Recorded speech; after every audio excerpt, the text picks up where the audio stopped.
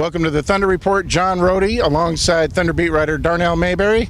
As you can tell, the NBA Finals has moved to Miami. That ain't Lake Hefner, is it? Tied at one apiece. Darnell, you're writing about Russell Westbrook for tomorrow. He's a lightning bolt on the court. Off the court, he's a lightning rod. Polarizing figure. What's being said about Russell? Well, it depends on who you are. I think Thunder fans at this point know that you got to live with the good Russell, you got to live with the bad Russell. There's a lot more good Russell than there is bad Russell. The national media has really come in and really ripped him and picked him apart, saying that, he really cost him that game. Magic Johnson sort of led that charge on the ABC halftime show, saying it was the worst half a point guard has played in NBA Finals history. Obviously, all of that stuff's ridiculous. Russell Westbrook is a phenomenal player, and the Thunder wouldn't be here without him. I think he's going to have a much better game in Game 3. You said after the Game 2 loss, you like the Thunder on the road. They've been great on the road. Why is that? Well, I talked to Kendrick Perkins about it today at practice, and he said they're more focused on the road. At home, they're a little complacent. They feel like a win is just automatic at home, and they come out a little soft and a little, not soft, but a little hesitant, and they're not as aggressive at home as they are on the road when, it's sort of them against the world. So expect for the Thunder to come out and really have a much better start in Game 3 out here on the road. They've been outscored 56-37 in the first quarter through the first two games. Haven't been outscored in any other quarter, and yet it's still 1-1. All right, this is Miami, your kind of place. Taking your talents to South Beach. 2006, Dallas was here in the finals. They switched hotels. Got a little out of hand at night. What do you think will happen with the Thunder? Are they going to be switching hotels? No, I don't think so. These guys are focused. Even at 22, 23 years old, whatever they're doing behind closed doors, it doesn't come out, so that's a good thing, and they're able to focus on the task at hand, and I think they know that they're here to get at least one of these wins to regain home court advantage, and I think they're going to be able to focus here in Miami. All right, those are our thoughts. Now let's get the thoughts of the coaches and the players. With some of the younger guys, is there any worry about them being allured by what Miami has to offer? What about the coaches? Well, that too. I think you got to go a little further. Got a week. Hold the microphone up there for him. My wife's in town. I got stuff for her too. I don't think I've never had any issues with our guys playing on the road.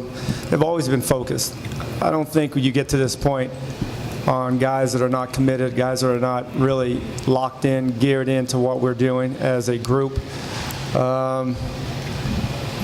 Miami's a great city. There's no question. It's a great environment. But we're here to play basketball.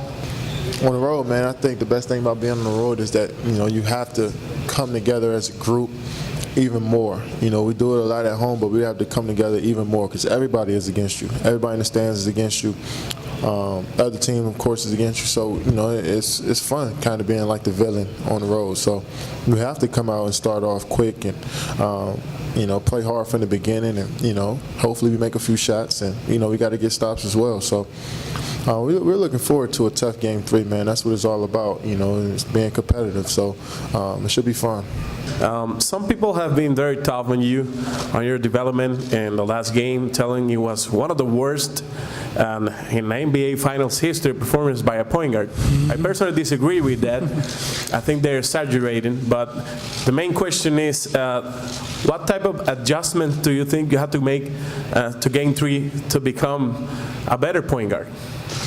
I'm not making no adjustments. Regardless of what anybody says or regardless of what you guys say about how I play, it doesn't matter. I'm going to play my game regardless of what happens. I'm going to go out and give 110% and try to find a way to help us win the game. Without him, we wouldn't be here at this point. And a lot of people don't recognize that. Everybody think he should be a traditional point guard like a Stockton or I seen Coach say Mo Cheeks. There's a lot of people that cannot be like Russ either. So. We need him to play the way he plays, and of course, he's gonna make mistakes, and we're all gonna make mistakes. But best thing about Russ is he comes to work every single day. That's the things you guys don't see is how hard he works and how hard he wants it, and that's what I love about him. So he really doesn't care what people say. He's gonna play his game, and we need him to play his game, and we'll go from there.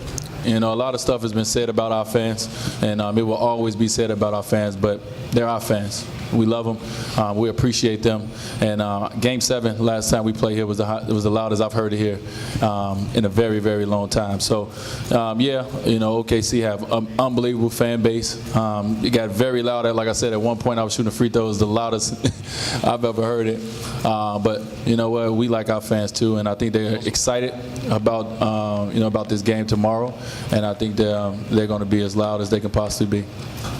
You know, OKC definitely has a unique fan base and a great fan base in OKC. It has that college, that college sound, that college feel. And I've never played in a hostile college environment, but I've been to a few games, and I know the type of excitement that goes around it. So, they have something great that's there, and we do as well.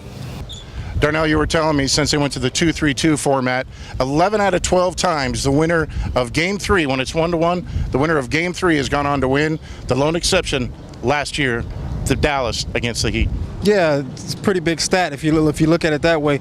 It's a pretty big game. Game 3, whoever wins this one, you would think, based on history, will go on to win the series. But remember, the Thunder didn't really care about history against the Spurs when they fell down 2-0. So there are only 14 teams that come back from a 2-0 deficit to win a best-of-7 series. The Thunder became the 15th team. So I think you can throw history out of the window with this Thunder team. They've shown to be resilient, and they know how to respond even when down. All right, Game 3 Sunday at 7 o'clock Oklahoma time. We'll join you after that. Keep it right here on newsok.com and every day in the Oklahoma.